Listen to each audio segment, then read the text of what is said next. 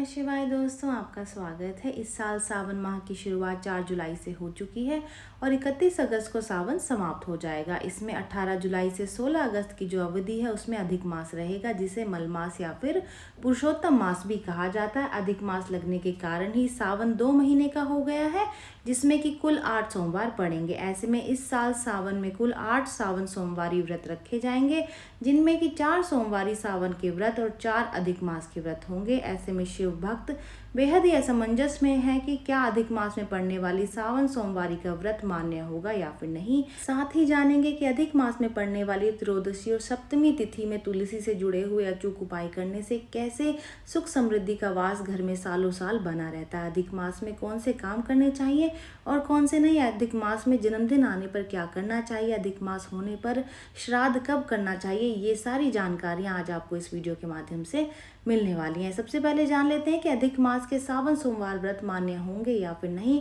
इस वर्ष 18 जुलाई से 16 अगस्त तक अधिक मास है। यह अधिक मास अधिक श्रवण मास है।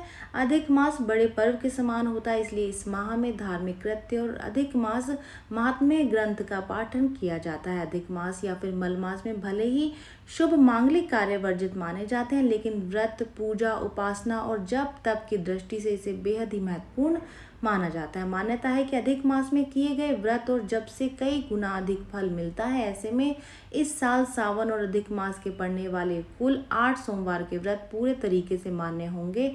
आप अपनी श्रद्धा और शक्ति से सभी व्रत रख सकते हैं, लेकिन अधिक मास के सोमवार के व्रत सावन के व्रत नहीं कहलाएंगे, वो अधिक मास के सोमवार व्रत ही होंगे। तो चलिए जान लेते हैं कि सावन और अधिक मास के 8 सोमवार व्रत की तिथियां क्या हैं। सावन का पहला सोमवार का व्रत जो कि 10 जुलाई को था, दूसरा 17 जुलाई, तीसरा 24 जुलाई, चौथा व्रत जो है वो 31 जुलाई को होगा, पांचवा 7 अगस्त, छठा 14 अगस्त और सातवां 21 अगस्त और आठवां जो है वो 28 अगस्त को होगा, जिसमें कि 14 जुलाई, 31 जुलाई, 7 अगस्त और 14 अगस्त के जो ये व्रत हैं वो अधिक मास के माने जाएंगे। अधिक मास के व्रत में और पुण्यदायक कृतियां करने के पीछे का क्या शास्त्र है। प्रत्येक माह में सूर्य एक एक राशि में संक्रमण करता है, परंतु अधिक मास में सूर्य किसी भी राशि में संक्रमण नहीं करता है।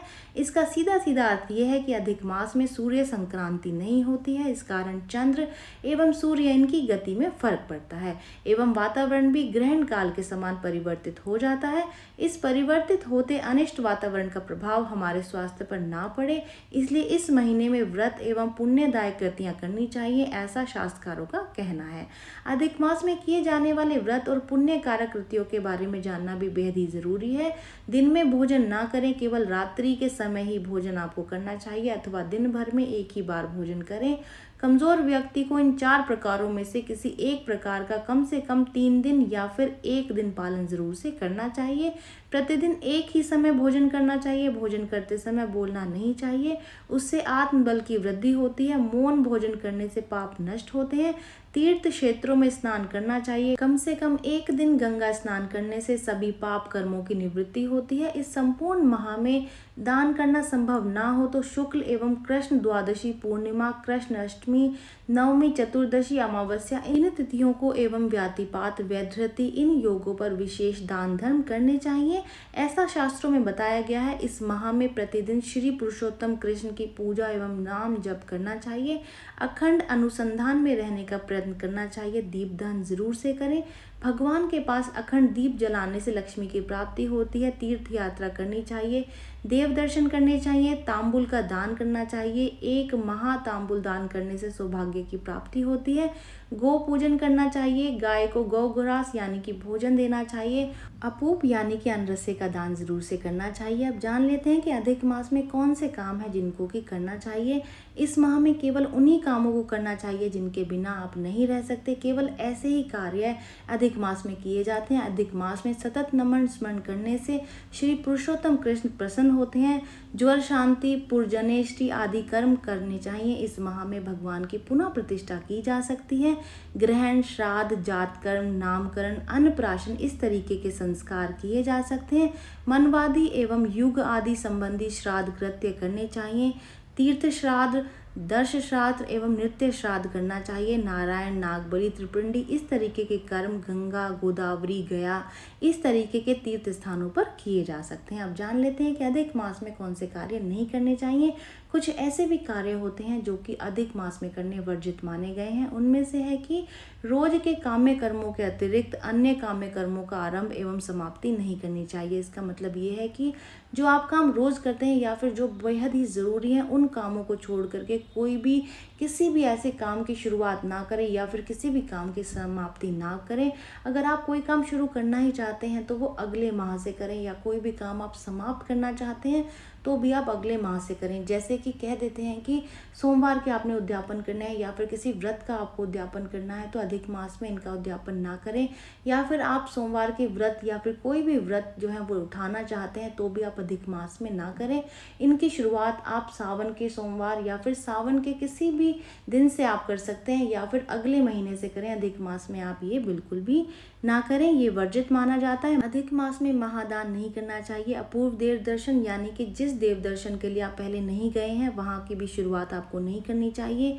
गृह प्रवेश भी नहीं किया जाता है। वास्तु शांति भी अधिक मास में नहीं की जाती है। संन्यास ग्रहण या फिर नए व्रत ग्रहण, दीक्षा या फिर विवाह या फिर उपनयन, चौल या फिर देव प्रतिष्ठा इस तरीके के कार्य भी अधिक मास में नहीं किए जाते हैं। आइए अब जानते हैं कि अधिक मास में जन्मदिन आने पर क्या करें, या फिर किसी बालक का जन्म जो है अगर वो अधिक मास में हो गया है तो उसका जन्म दिवस कैसे मनाया जाएगा अगले साल, क्योंकि अधिक मास जो है वो 3 साल में एक बार आता है। तो किस तरीके से जन्मदिन मनाया जाएगा ये भी जानना बेहद ही ज़रूरी है। किसी व्यक्ति का जन्म जिस माह में हुआ है वही माह अधिक मास होने पर उस व्यक्ति का जन्मदिन निज माह में करना चाहिए। इसका उदाहरण ये है कि अगर किसी का जन्म 2022 श्रवण मास में हुआ है तो उसका जन्म दिवस इस वर्ष श्रवण अधिक मास में ना करके निज श्रवण मास में उसी तिथि को करना चाहिए। इस वर्ष अधिक श्रवण मास में जिस बालक का जन्म होगा उसका जन्म दिवस प्रति वर्ष श्रवण मास में पड़ने वाली उसी तिथि को मनाना चाहिए। देखिए तिथियां हर महीने आती रहती हैं, लेकिन अधिक मास की जो तिथि है वो आपको श्रवण मास में पड़ने वाली उसी तिथि को ही आपको जन्मदिन मनाना चाहिए। आइए अब जान लेते हैं कि अधिक मास होने पर श्राद्ध कब करना चाहिए। जिस माह में व्यक्ति का निधन हुआ है उस वर्ष श्राद्ध आदि अगले वर्ष अधिक मास में आता है तो प्रथम वर्ष श्राद्ध अधिक मास में ही करना चाहिए। उदाहरणार्थ 2022 श्रवण माह में जिस व्यक्ति का निधन हुआ होगा उस व्यक्ति का प्रथम वर्ष का श्राद्ध इस वर्ष अधिक श्रवण मास में उस तिथि को करना चाहिए। केवल इसी वर्ष आपको ऐसा करना है क्योंकि वर्ष 2022 में श्रवण मास में निधन हो गया था। व्यक्ति का वर्ष श्राद्ध 12 मास में इस वर्ष अधिक माह में पूर्ण होंगे। जिस समय अधिक मास नहीं होगा तब वर्ष श्राद्ध उसी तिथि को करना चाहिए। अधिक मास के सोमवार को पड़ने वाली त्रयोदशी और सप्तमी यानी कि 31 जुलाई, 7 और 14 अगस्त को अधिक मास में पड़ने वाली तिथि बेहद ही खास होती है। ये 3 साल में एक बार आती है। त्रयोदशी और सप्तमी तिथि के दिन कुछ खास उपाय करने से आपको धन की समस्या कभी भी नहीं आएगी। तो चलिए जान लेते हैं कि अधिक मास की त्रयोदशी और सप्तमी तिथि के उपाय क्या हैं। अधिक मास की त्रयोदशी और सप्तमी तिथि को बहुत ही खास माना गया है। मान्यताओं के अनुसार अधिक मास की ये जो तिथियां हैं वो धनदायक मानी जाती हैं। हर 3 साल के बाद में अधिक मास आता है, इसलिए इस दिन कुछ आसान उपाय करने से व्यक्ति को धन संबंधी परेशानियों का सामना नहीं करना पड़ता है। आइए जान लेते हैं कि धन प्राप्ति में अधिक मास में आने वाले सोमवार के दिन क्या उपाय करने चाहिए। ये उपाय आपको इसलिए भी करने चाहिए क्योंकि अधिक मास में आप जो भी उपाय करेंगे 3 सालों तक उसका असर आपके घर परिवार पर बना रहेगा, तो इसलिए भी ये उपाय करने बेहद ही ज़रूरी माने जाते हैं। त्रयोदशी और सप्तमी के दिन तुलसी में आपको गन्ने का रस डालना चाहिए। तो जान लेते हैं कि ये उपाय किस तरीके से करना चाहिए। शिव पुराण में बताया गया है कि अधिक मास की त्रयोदशी और सप्तमी तिथि के दिन तुलसी में गन्ने का रस थोड़ा थोड़ा करके 7 बार चढ़ाइए। इस दौरान आप नाम और गोत्र लेकर ही तुलसी के पौधे में से अर्पित करें। यह सुबह के समय करना अति उत्तम रहेगा और इस दिन आपको तुलसी में गन्ने का रस जरूर से डालना। ये एक छोटा सा उपाय है, लेकिन ये उपाय आपको बेहद ही चमत्कारी असर आपको दिखाएगा। इसके अलावा आप इन दिनों में घर की तुलसी की सूखी पत्तियों को लेकर के एक लाल कपड़े में बांध लें, फिर उन्हें अपने घर की तिजोरी या फिर ऐसे स्थान पर रख दें जहां आप अपना धन रखते हैं। साथ ही अपने घर के मुख्य द्वार पर भी दोनों तरफ इस दिन दीपक जरूर से जलाएं। ऐसा करने से आपको धन संबंधी परेशानियों से छुटकारा मिल जाएगा। अगला उपाय जान लेते हैं जो कि हनुमान जी और तुलसी से जुड़ा हुआ है। इस दिन तुलसी की पत्तियों की माला बना करके हनुमान जी को पहनाएं। ऐसा करने से आपके सभी ग्रह दोष दूर होंगे और धन संपत्ति के मार्ग में आ रही बाधा दूर हो जाएगी। साथ ही पंचमुखी हनुमान जी की आप आराधना करें। इस दिन आप अपने घर में हनुमान जी की मूर्ति या फिर फोटो भी ला करके रख सकते हैं। आदित्य हृदय स्तोत्र का पाठ जरूर से करें। ये अगला उपाय है कि अधिक मास के दिन आदित्य हृदय स्तोत्र का पाठ जरूर से करना चाहिए। साथ ही इस दिन अगर संभव हो तो नमक का त्याग जरूर से करें और मीठे का भोजन ही आपको करना चाहिए। नाग गायत्री मंत्र का पाठ करना चाहिए और आपको इस मंत्र का जाप जरूर से कर लेना चाहिए। मंत्र इस प्रकार है, ओम नव कुलाय विद्यामहे विश्व दंताय धीमहि तन्नो सर्प प्रचोदयात। इस मंत्र का जाप आपको कम से कम 108 बार करना चाहिए। ऐसा करने से नाग बह दूर होने के साथ साथ आप पर धन की कभी भी कमी नहीं होगी। अब जान लेते हैं जानकारी के लिए कि अधिक मास को पुरुषोत्तम मास क्यों कहा जाता है। कुछ जगहों पर अधिक मास को मलमास के नाम से भी जाना जाता है, वहीं कुछ लोग इसे पुरुषोत्तम मास भी कहते हैं। धार्मिक मान्यताओं के अनुसार हिरण्यकश्यप के अत्याचारों से धरती के लोगों को बचाने के लिए भगवान विष्णु ने नरसिंह का अवतार लिया था, क्योंकि हिरण्यकश्यप को ये वरदान प्राप्त था कि उसकी मृत्यु 12 महीनों में कभी भी नहीं होगी। किसी पुरुष, देवता, जीव जंतु या फिर अस्त्र शस्त्र दिन व रात के समय उसकी मृत्यु कभी भी नहीं आएगी, इसलिए अधिक मास बनाया गया था।